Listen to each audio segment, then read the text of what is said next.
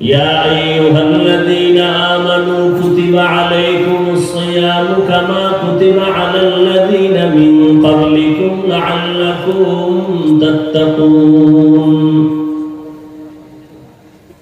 তোমাদের উপরে রমজানের রোজা ফরজ করা হয়েছে যেন তোমরা তাকওয়া অর্জন করতে পারো।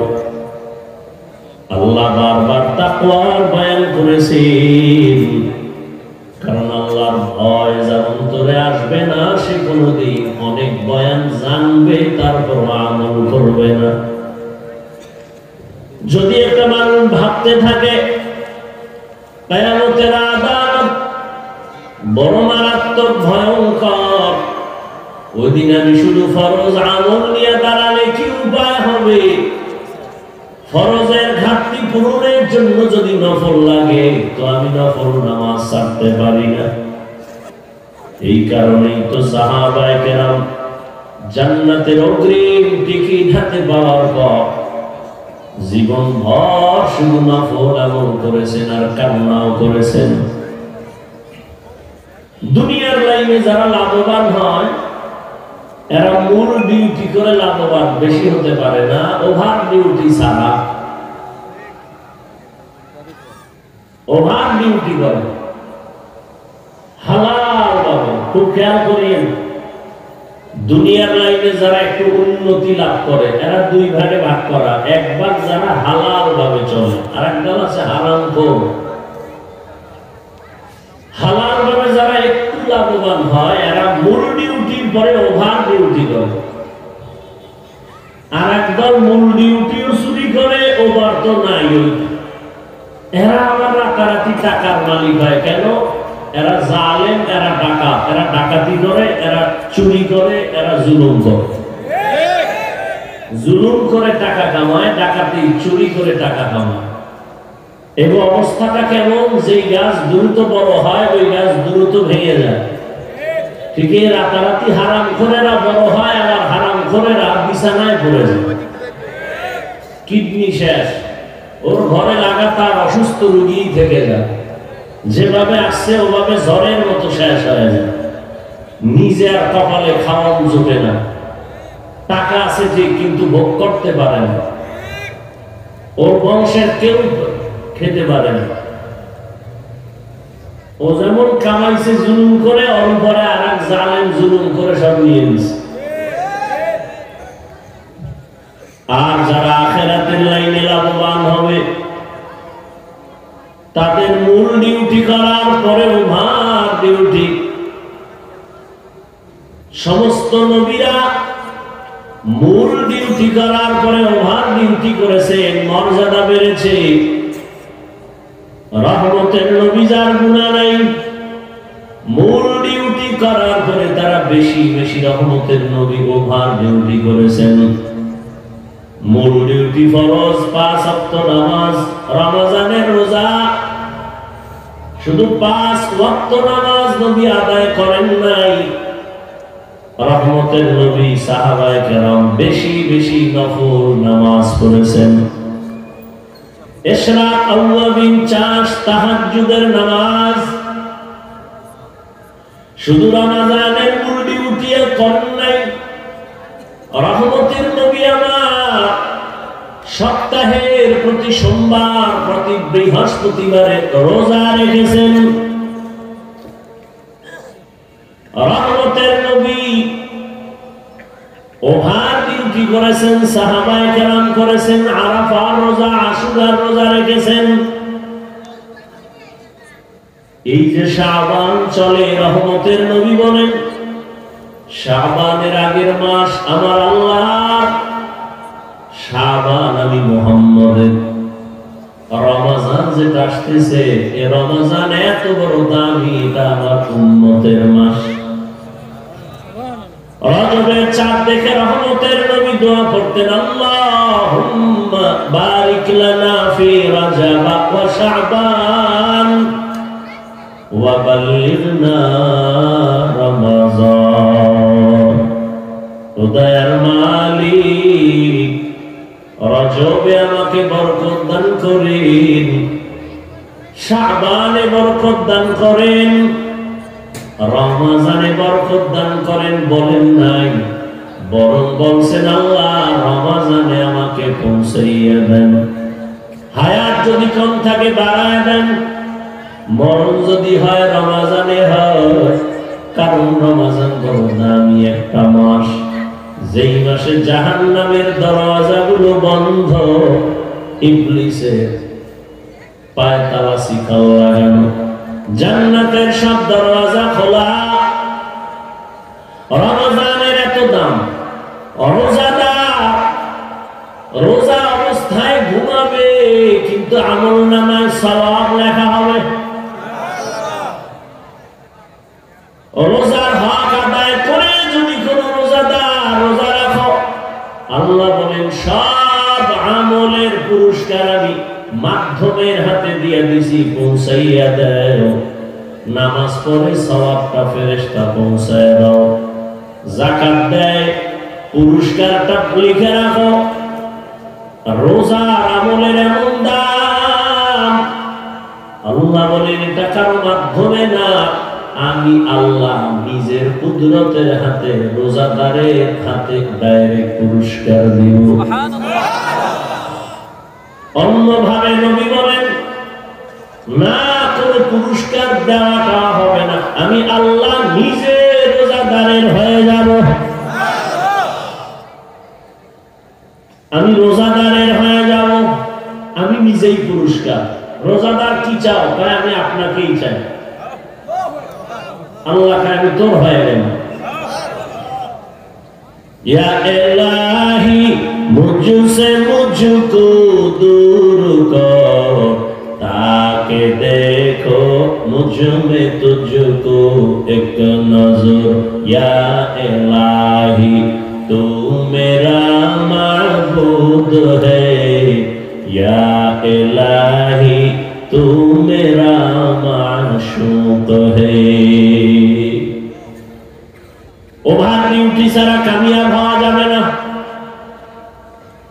জমিনে এমন একজন নবী পাবেন না, এমন একজন সাহাবীও নাই, এমন একজন ওলিও পাওয়া যাবে না যারা ওভার ডিউটি ছাড়া ওলি হয়ে গেছে। এজন্য আল্লাহ বলেন যদিও নফলের গুরুত্ব কম কিন্তু ফজিলত অনেক বেশি। ইয়া আইয়ুহাল মুযাম্মিল কুমিল লাইলা ইল্লা কালিলা, হে কম্বলওয়ালা আমার বন্ধু মুহাম্মদ, রাতের কিছু সময় তুমি দাঁড়াইয়া আমি মাওলাকে স্মরণ করো। ফাতাহাজ্জাদ বিহি নাফিলাতান লাকা আসা আন ইয়াবআসাকা রাব্বুকা মাকামান মাহমুদা। তাহাজ্জুদে এত দাম, বান্দা তোমার অন্তর নরম হয় না, নরম হয় না। নরম করার একমাত্র মেডিসিন হলো গভীর রজনীতে আল্লাহর সিজদা দেওয়া।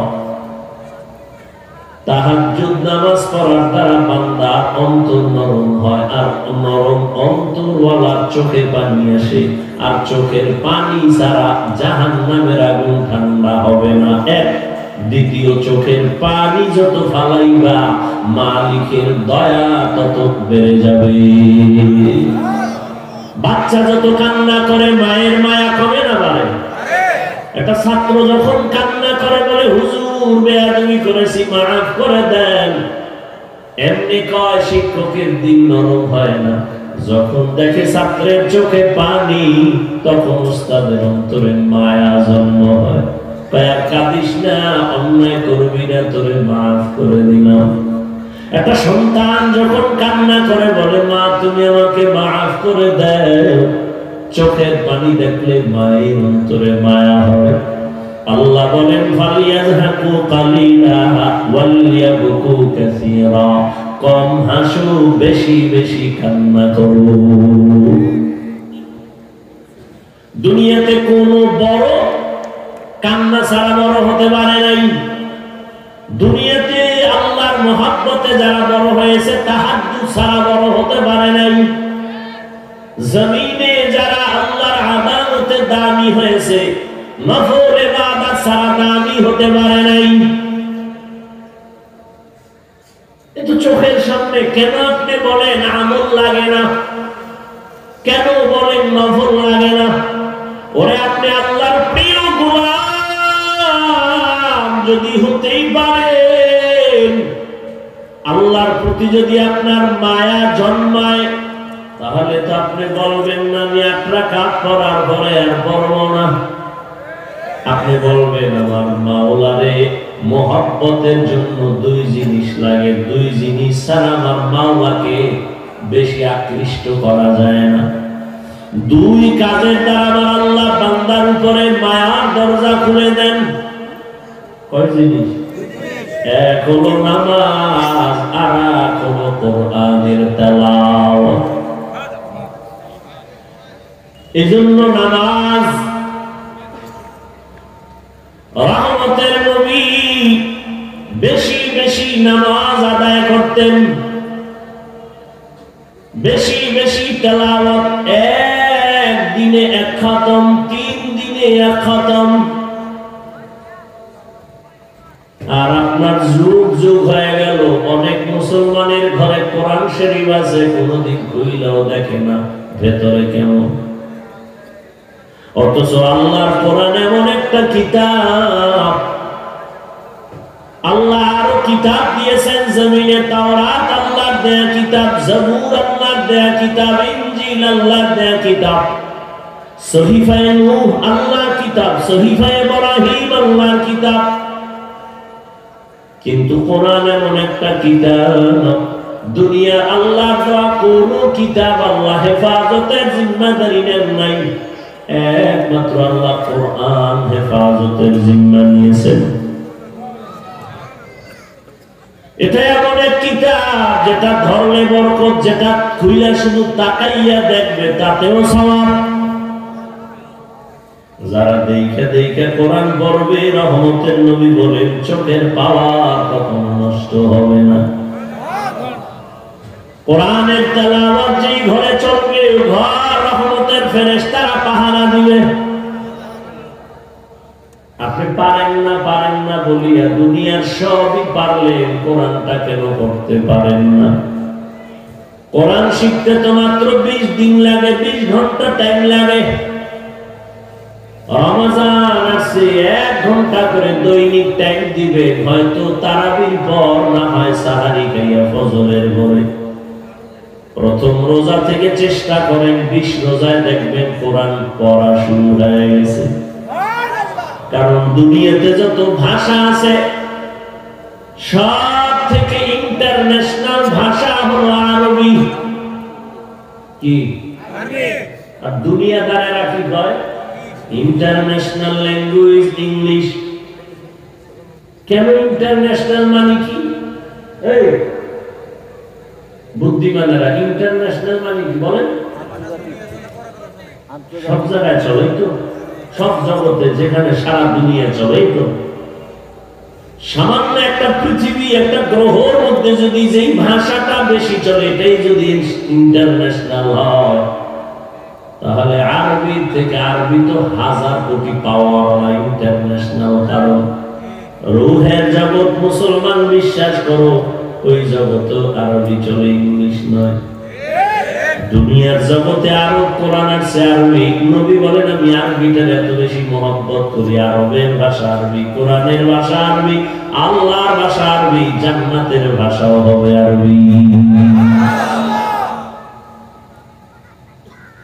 কিয়ামতের জগতে আরবি, কবর জগতে আরবি, না ইংলিশে জিজ্ঞাসা হবে।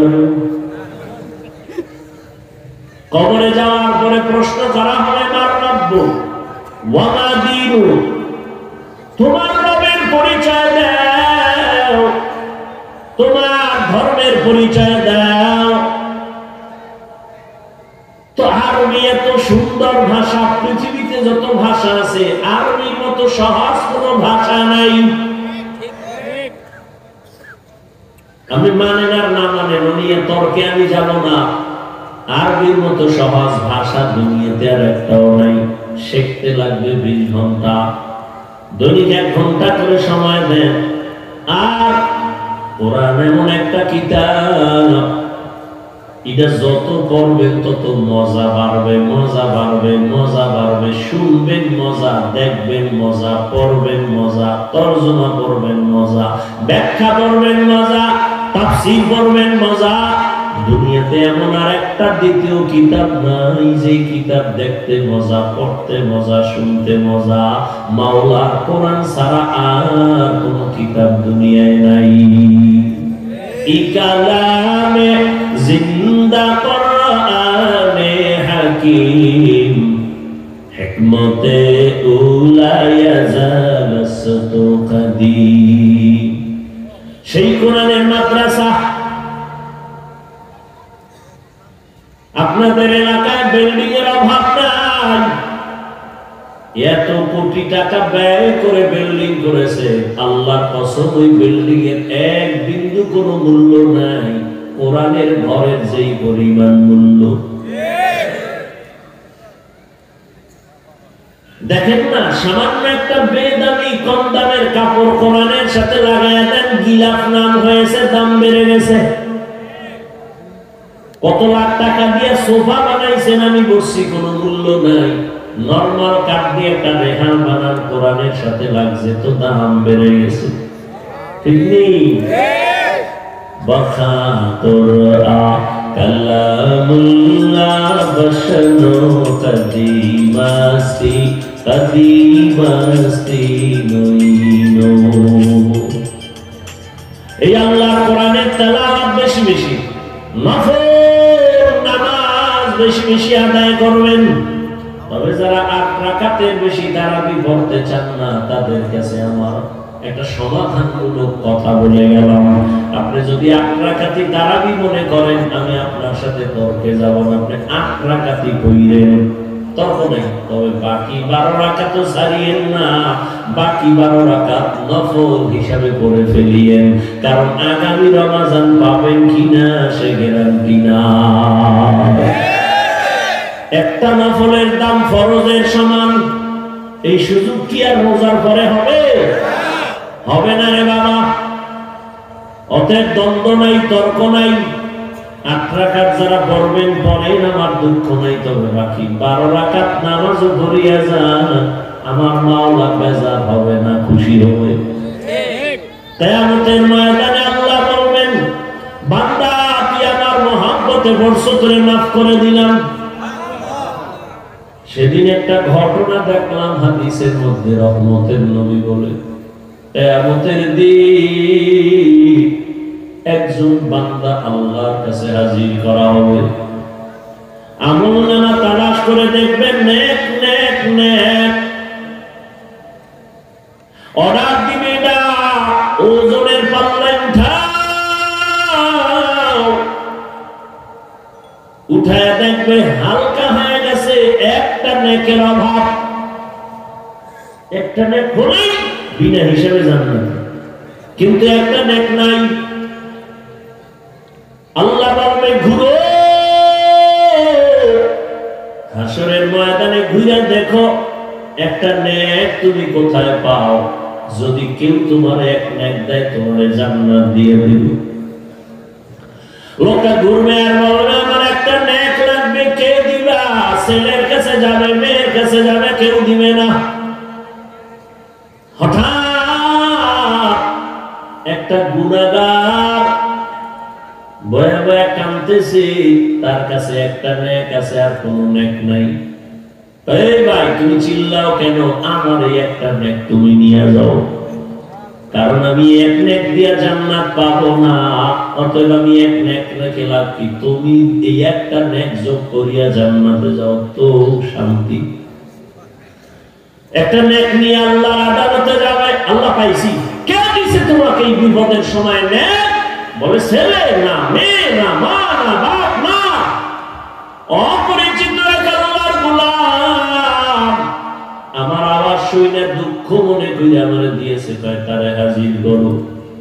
এবার কেবে বান্দা হাসরের ময়দানে একটা নেকের মূল্য জানুনি? কয় জানি। তো দিলি কেন? দয়ার মালিক, আমি একটা নেক দিয়া জান্নাতে যেতে পারবো না। চিন্তা করলাম এই নেক রেখে লাভ কি? ওই ভাইরে দিলে তো সে তো জান্নাত পাবে। আমার কপাল খারাপ, আমি এই একটা নেক তারে দিয়ে দিলাম, সে অন্তত জান্নাতে যায়। আমার দিলে ভাইয়ের প্রতি বড় মায়া। আল্লাহ তাআলা বলবেন, তোর অন্তরে তোর ভাইয়ের জন্য তো মায়া, আমি আল্লাহর মায়া কি কম? আমি আল্লাহর মায়া তো আরো অনেক বেশি। তুই যখন একটা নেক ওই তোর ভাইকে দিয়ে জান্নাতি বানাইছো, আমি তোর এই মোহাব্বতটাকে বুঝি কইরা আমি আমার মায়ার দয়ার নজর দিয়া তোকেও জান্নাত দিয়ে দিলাম। আতিনা ফি দারে দুনিয়া না হাসানাতিনা ফি দারে উকবা না হাসান ইয়া গিয়াসাল মুস্তাগীসিন ইহদিনা লিফতিখারা বিল উলুমি ওয়াল গিনা হর গরি দেনে কো তু তৈয়ার है जो न मांगे उससे तू बेजार है। তাহলে আমাদের ইবাদত লাগবে নি? নফল লাগবে না? অবশ্যই। অতএব অনুরোধ করব, রমজান মাস আসতেছে, আর হেলায় খাটাইন না। এই শাবানে আমার নবী অনেক রোজা রাখছেন রমজানের প্রস্তুতির জন্য। অতএব বিগত জীবনে যারা নামাজ পড়েন নাই, রোজা রাখতে পারেন নাই, তওবা করেন। আরে দুনিয়ার টাকা পয়সা বাড়ি গেলে কিছুই না, চোখের সামনে কত বাড়িওয়ালা বাড়ি ছাড়িয়া চলে গেল, গাড়িওয়ালা গাড়ি বাদ দিয়া চলে গেল। দুনিয়া দুনিয়া যারা করে এদের শান্তি নেই, দুনিয়ায় মরার পরেও নাই। আল্লাহর কাছে তওবা করে আর নামাজ ছাড়বেন না, আর রোজা ভাঙবেন না। আল্লাহর কাছে তওবা করেন আর তৌফিক কামনা করেন।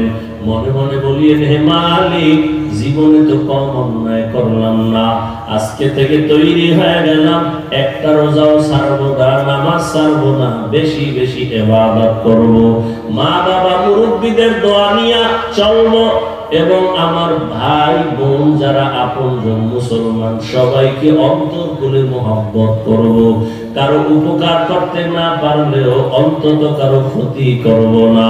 আল্লাহ পাক আমাদের সবাইকে মুহাব্বতের নজরে দ্বীনের জন্য আল্লাহর গোলাম হইয়া নবীর তরিকায় চলার তৌফিক দান করেন। আমিন। আলহামদুলিল্লাহি রাব্বিল আলামিন। والصلاة والسلام على سيد الأنبياء والمرسلين وعلى آله وأصحابه أجمعين يا أرحم الراحمين يا أرحم الراحمين يا أرحم الراحمين يا الله محفل قبول করেন। আয় আল্লাহ, আমার পরে আলোচনা যারা করবেন শেষ পর্যন্ত মোনাজাত দিয়ে সবাইকে যাওয়ার তৌফিক দান করেন। আয় আল্লাহ, মাদ্রাসা কবুল করে নেন, ওস্তাদ ছাত্রদের কবুল করে নেন, যারা মুহাব্বত করে তাদেরকেও কবুল করে নেন, যারা পাগড়ি নিল হাফেজে কোরআন তাদেরও কবুল করে নেন, মা বোনদের কবুল করে নেন। আয় আল্লাহ, সামনের দিনগুলো যেন আমরা গুনাহমুক্ত হইয়া নবীজির আদর্শ নিয়ে চলতে পারি, তৌফিক দান করেন। সাল্লাল্লাহু তাআলা আলা খাইরি খালকিহি মুহাম্মাদিন ওয়া আলিহি ওয়া আসহাবিহি আজমাইন বিরহমাতিকা ইয়া আরহামার রাহিমিন। বয়ান চলবে, কেউ উঠবেন না, উঠেন।